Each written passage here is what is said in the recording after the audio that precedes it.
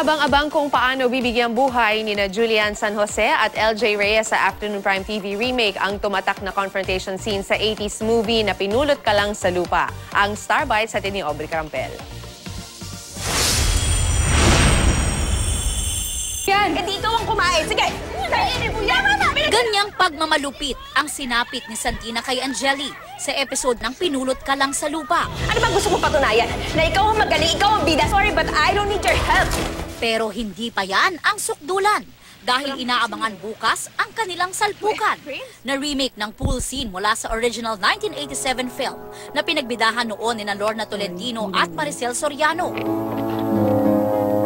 Magkaintindihan na tayong dalawa. Ayoko namang ikinikilos mo sa bahay na ito. Sa bagong bersyon, present ang mga tumatak na linya. Level up sa eksena ang labanan sa paseksihan. Ayoko nang inaasa-asa mo dito sa bahay na to. Pati ang linya kung saan kinuha ang title. Hindi ba pareho lang tayo? Pinulot lang sa lupa. Binigyang buhay muli ng bagong Santina. Bakit?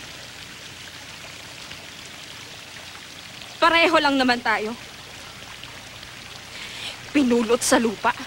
Sa original movie, nauwi pa ang away sa sampalan. At tulakan sa pool. To the rescue naman si Efraim na ginampanan ni Gabby Concepcion. Ang 2017 remake ng iconic scene na ito, dapat abangan sa Pinulot Ka Lang sa Lupa. Aubrey Carampel, GMA News.